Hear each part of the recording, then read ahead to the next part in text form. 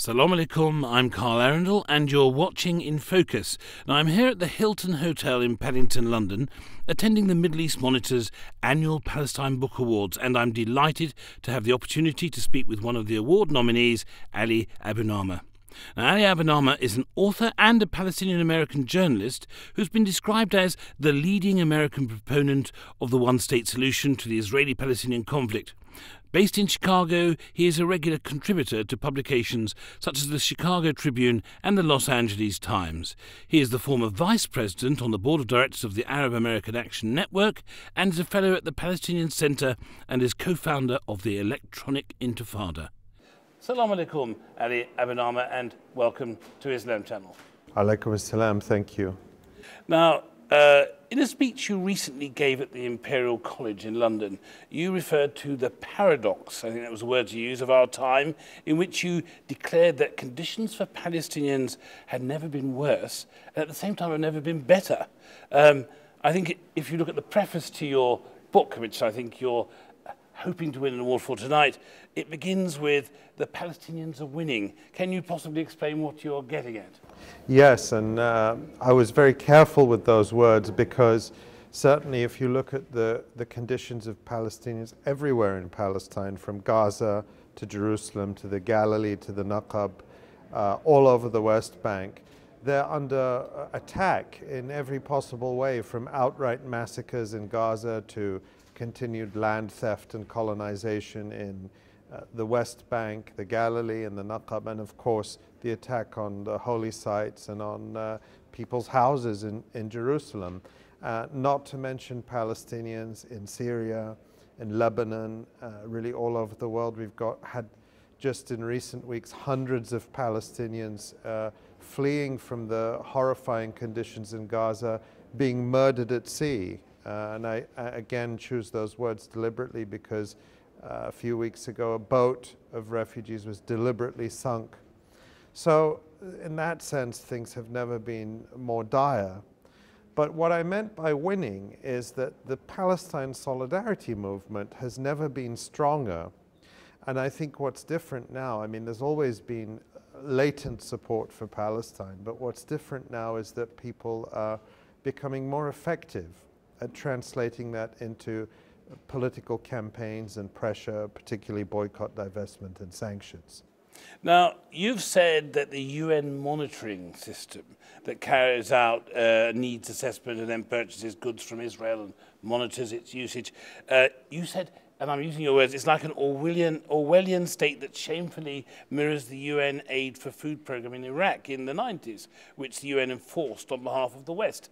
You've accused UN agencies as being complicit in the subjugation of the Palestinians by acquiescing to unrealistic Israeli demands. Are you saying that this complicity is by design or by default?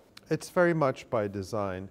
And the unified demand of all Palestinians in Gaza during the Israeli assault and of all Palestinians and all decent people is to lift the siege of Gaza once and for all, this 7-year siege which has destroyed the fabric of life in Gaza. You know, even when the bombs are not falling, life in Gaza is so difficult, particularly for young people who are more than half the population, that they're leaving. I mean, the best and the brightest are leaving because they have no future there. And that's because of the siege. So we need to lift the siege. What's happened instead since the August 26 ceasefire is that the siege is, instead of being lifted, it's being legitimized. And the UN is taking part in that through this so-called Gaza reconstruction mechanism, which I talked about, where, you know, if you need supplies to rebuild your house that's been destroyed, you're subjected to onerous monitoring, intrusive monitoring, as if you were running a nuclear weapons program instead of building a house. And Israel is essentially given a veto over who gets to rebuild their houses. I should say that, you know, there are many, that this is a particular UN agency that is responsible for this, the Special Coordinator for Middle East Peace Process, Robert Seri in his office. You know, I don't want to malign the work of very decent people in the UN, particularly in UNRWA, the UN Agency for Palestine Refugees, who had no say in this, but will have to go along with it, just like Palestinians will. Now, you've further suggested, and as you put it, that the saddest part of this process is how civil society organisations have remained silent and themselves become embedded in the siege. Is it not fair to say that such organisations, both NGOs and government bodies, including the UK's own Department of International Development, which just in the last few weeks announced an additional £20 million of spend towards what they perhaps conveniently refer to as emergency recovery assistance and not reconstruction, that perhaps they may be reflecting on the fact that in the last 6 years there have been 3 major assaults, and in which each occasion Gaza has been laid waste. Is there lack of appetite to pour money into reconstruction only to see Gaza once again razed to the ground? Sort of understandable? Well, who's ultimately responsible for this? That's a question that, you know, when they call it recovery and they say we're going to throw an extra £20 million or the US $200 million, I mean, the $200 million that the US put in is a fraction of what the US has spent to buy bombs for Israel to destroy Gaza. You know, the bombs that they were dropping, some of these bombs cost $30,000, $50,000, $100,000 each. So, you know, the pattern of allowing Israel to destroy Gaza, to commit horrifying crimes, and then nobody holds Israel accountable, and then the so-called international community goes in, picks up the pieces, and, you know, pays for the reconstruction. I mean, it's like dealing with, you know, a person who's out of control, and you let them destroy everything, and then you just make excuses for them and say, oh, we'll pay for that, we'll pay for that, we'll pay for that. Well, what about holding them accountable? And so we see this pattern repeating again. The UK and other countries saying, well, we'll help with reconstruction. But what about accountability? What about holding the particular Israeli military officers, politicians, others? I mean, as we're sitting here today, just in the past day or two, Amnesty International came out with a report and said that there's a lot of evidence of war crimes in Gaza. Well, why isn't the UK government bothered about that? I mean, this is a government, and it's not just this government, it's you know, Labour governments, coalition governments, you name it, they're all the same in this regard, is that when it comes to Israel, it seems anything goes. And I think, you know, over the summer, Baroness Varsi, she put it very well when she resigned. You know, how come it's just with Israel that we let them get away with it? Well, I have to say that many people have found the disparity between the ability to comment on West Bank and Jerusalem settlements quite boldly at times, and the lack of ability to comment on the assault that took place in which thousands were killed in Gaza, rather interesting. It's been a case that, in point, that one prominent UK MP, Sir Alan Duncan, who's now an envoy to Yemen in the Middle East, referred to what the Israelis are doing as land grab. He said the settlements built on the West Bank and Jerusalem make it absolutely certain that there's no possibility of a peaceful solution to this crisis. One has to acknowledge that the language used by senior political figures has been more robust. Are we simply witnessing, and this is the question, the execution of what Ariel Sharon's special advisor, Dov Weissglas, once defined as, in his disengagement plan, as putting the Palestinian people on a diet, but stopping short of allowing them to starve? Very much. And, you know, and it, again, I want to stress the complicity. Because even the statements about things like settlements, I mean, we've had 40 years of statements. When are we going to start seeing some action? When are we going to start seeing sanctions on Israel? When are we going to start seeing things like, you know, a ban on settlement goods? I mean, okay, I would like to see much more than that in terms of sanctions on Israel. But let's at least tell the politicians, put your money where your mouth is. If you're against settlements, if you say settlements are against international law, how come you're allowing the settlements to sell their products in UK stores and supermarkets? So even, at least, let your deeds match your words on that. But instead we see this constant hesitation and this shying away from action. And that's why I think civil society has to step in. And those who are old enough remember how big it was in the 1980s to boycott South Africa, not to buy South African fruits and other goods, that major artists and celebrities would not go and play in South Africa.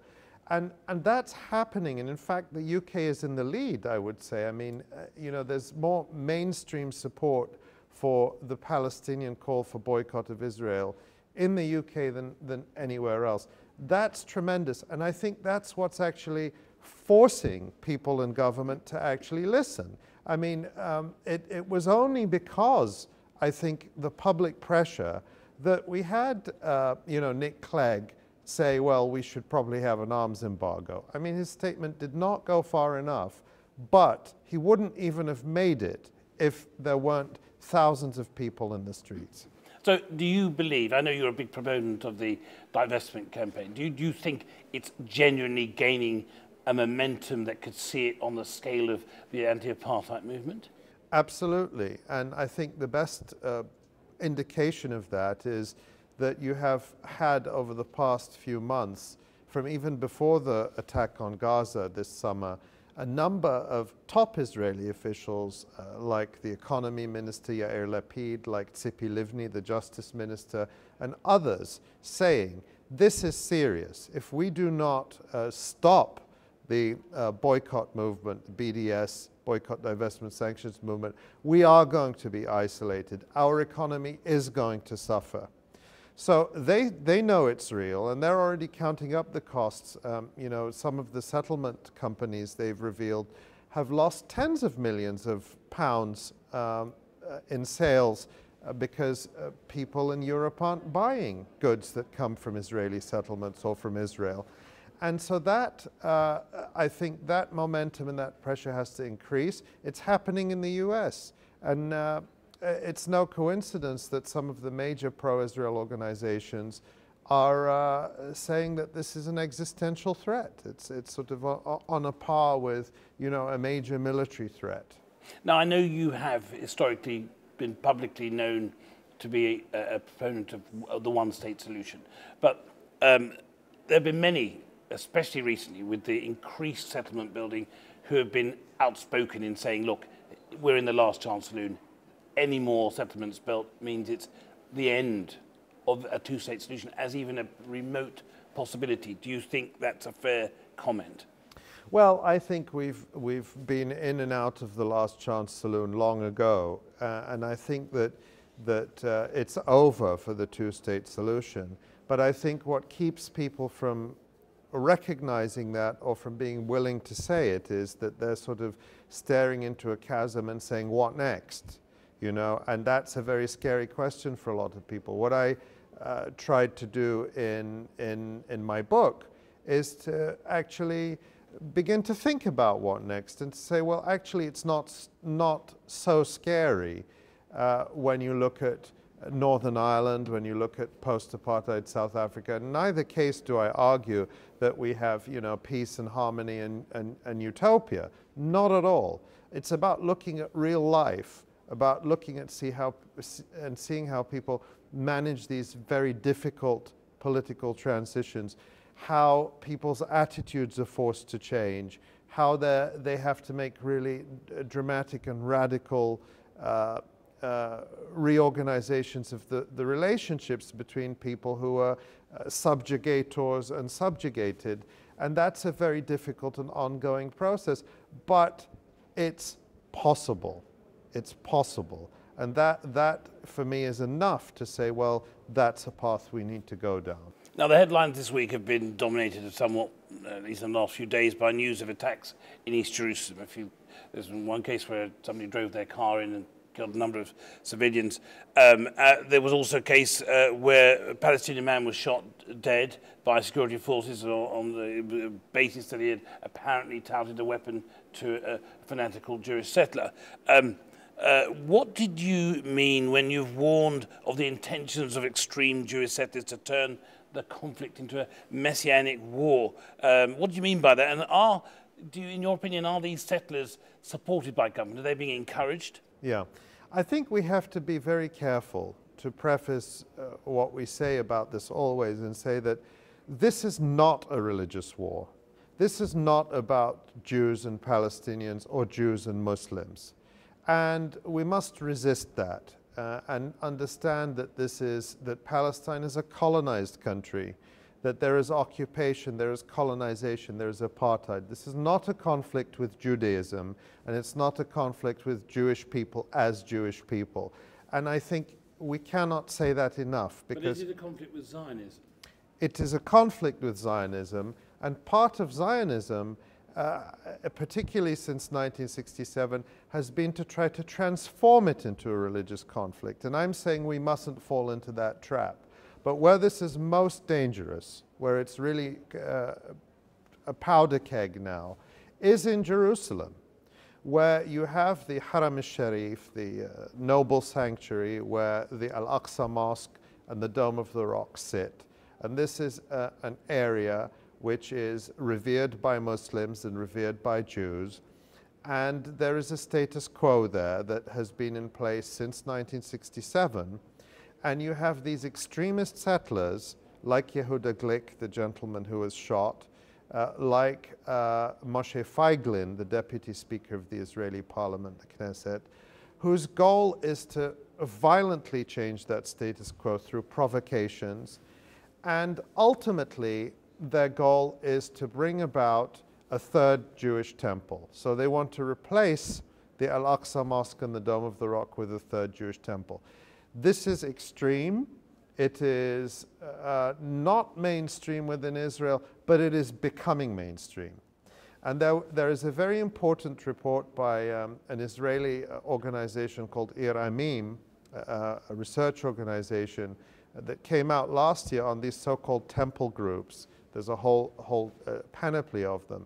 And it's very clear that they do receive government funding, they are supported by the government, and there is high-level support from some Israeli ministers. One of them, a former member of parliament, he's not now, Zevulon Orlev, who said, well, if we destroy Al-Aqsa and build a third temple, this will bring about a world war. Well, but he said, I'm fine with that. So that just shows you the mindset. And I think the comparison I've made is, and I think many viewers of this program will know what I'm talking about, when you think back to the Babri Masjid in 1992, which was destroyed by Hindu ultranationalists in Ayodhya, and thousands of people died. And the consequences of that are still going on 20 years later. Well, that would be just an appetizer for what would happen if these extremists get their way in Jerusalem. Now, finally, few will disregard the significance of the United States' ability to either hamper or to assist in reaching a meaningful settlement in the Israeli-Palestinian conflict. You've spoken with optimism about a growing solidarity movement, the increasing realization of American elites that the US relationship with Israel, as you've said, is harming America. But only yesterday we witnessed the destruction of the Democratic majority in both houses, with the Republicans now holding sway in both places. I know you publicly stated that you've known Obama for many years. Initially, you believed him to be committed to the Palestinian cause. You more recently, and I'm thinking about your statements in May 2012, wrote that the United States under Obama is leading a campaign to close every door of justice for Palestinians, and that his ambassador at the time, Susan Rice, is leading, and this is your quote, a relentless anti-Palestinian crusade at the UN. Is Obama's unpopularity a setback for the Palestinian cause, or is this an opportunity? Well, I certainly had lost any faith in Obama since well before he was elected, and I'd written about about his, I'd written an article called How Barack Obama Learned to Love Israel in May 2007, before anyone was saying that. So I've never had high expectations of him, and I still don't. And you know, elections will swing one way or another. But the long-term trends in the United States, I think, are of a shift, particularly among the young. The US is becoming a more diverse country because of immigration, because of the changing demographics in the country. And we're seeing already shifts in key demographics towards a much more sympathetic and solidaristic view of the Palestinian issue. And I think that long-term trend is going to continue, but we're not going to see it translated into policy or into sort of being reflected at the political level for some time to come. But I think Israel is afraid of that shift. And, but that's the area, that's the arena in which we see this strong solidarity movement growing. Well, on that positive note, Ali Abunimah, thank you for joining us on Islam Channel. Good luck with the book and good luck with the awards tonight. It's been my pleasure. Thank you. Thank you. It makes me very, very humble to be able to give the prize to this person. Yeah, it is. Okay. Ali Abunimah, The Battle for Justice. Wow.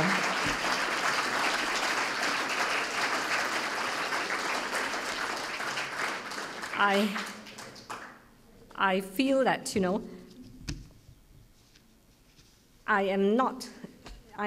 well, it's overwhelming. Overwhelming. And I can only tell you one thing, okay? I'm not a scholar, I'm not a writer, I'm just a medical doctor. But as part of you and your book and this occasion, I promise you I will be part of your battle for justice. Okay.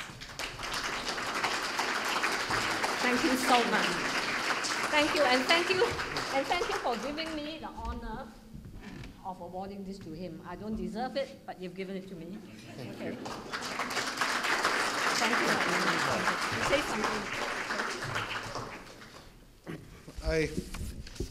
I actually didn't expect to be emotional about this, but what made me emotional is Dr. Swee and thinking back to when I was a child. And we watched you and your colleagues on the news, and we heard your voices from Beirut. And this was part of my formation and education. And I didn't expect to be standing here with you. That's my honor. And that means a great deal to me. We're here tonight celebrating books, and books are a wonderful thing to celebrate. And the author gets to stand up and take the credit, but with every book, as Diana said, as we saw with the Storyteller of Jerusalem, these are all collaborative projects in one way or another, and that's true of my book too. And I'm not just talking about the wonderful editors and publishers, but the inspiration and the material comes from so many people, and not least from Palestinians who are now under siege in Gaza. So thinking about books, when this book came out last March, I was excited, many of my friends were excited, lots of our friends and colleagues in Gaza were excited, and they said to me, well, how are we going to read your book? And I quickly realized that you cannot send a book to Gaza. Well, so we started scheming, maybe through the tunnels. But you know, there was a coup in Egypt, and now there are no more tunnels. So then people said, well, e-books. But for e-books, you need electricity, and there's no electricity in Gaza. So let's remember that right now, the people in Gaza are under siege. They're in the front line. Yet they continue to read, they continue to write, they continue to live, they continue to inspire us. And so with that, I would like to dedicate this award to all of the readers and writers who've inspired me in Gaza. Thank you.